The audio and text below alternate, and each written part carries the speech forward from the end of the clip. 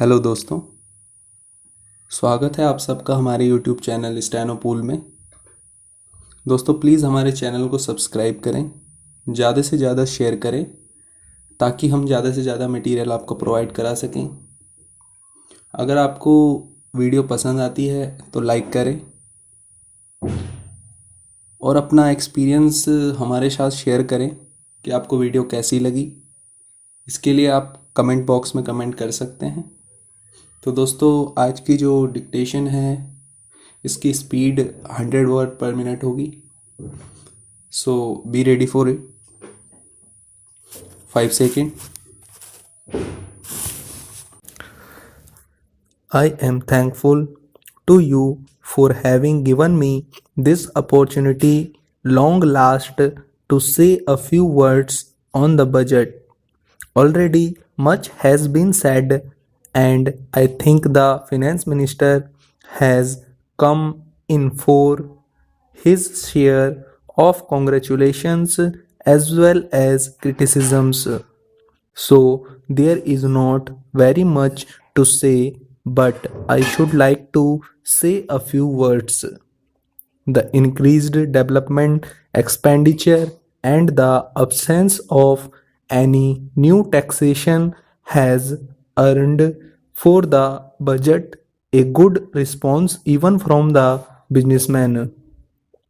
I especially welcome the relief given to the middle classes by raising the exemption limit of income tax in respect of personal income.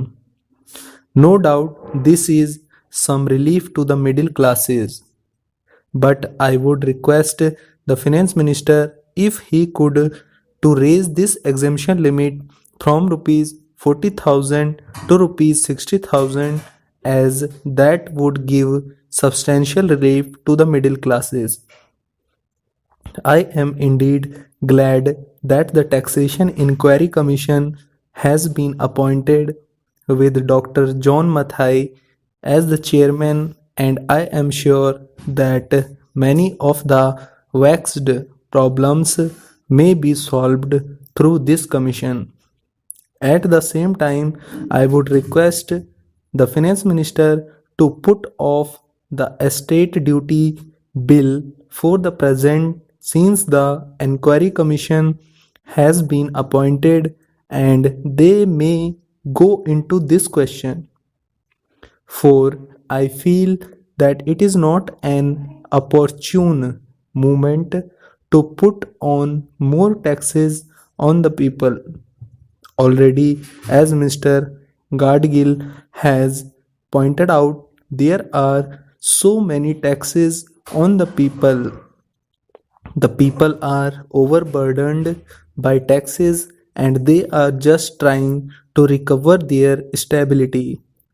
So, in regard to estate duty, I would ask him to consider about it.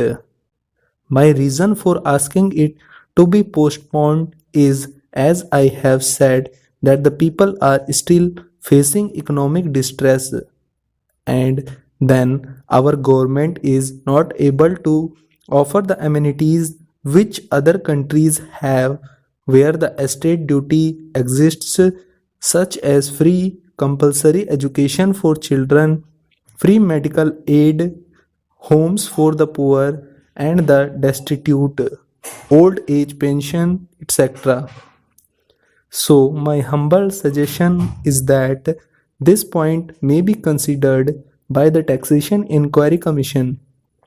I agree that there is a brighter side of the picture, and that instead of continually harping on our poverty, we should also see the bright side. We are making encouraging progress towards laying the foundation of a welfare state. With the cooperation of all the implementation of the 5-year plan, I am sure, sir, that we should be able to lay the foundations and fulfill the dreams of India.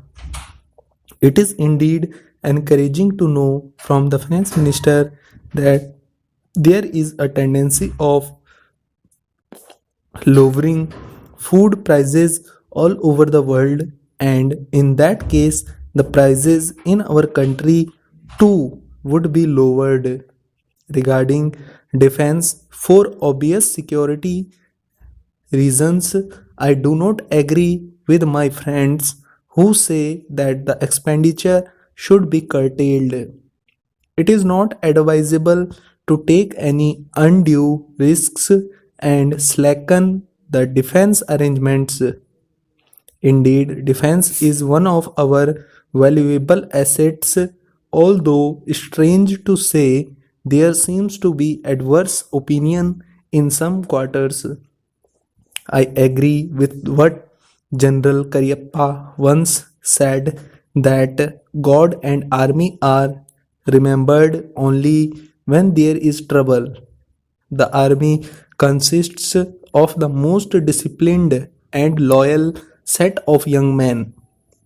It would not be proper to effect economy in the pay of these brave officers, as it would not be an incentive for the right type of young men to join the army, and it would become ineffective and inefficient.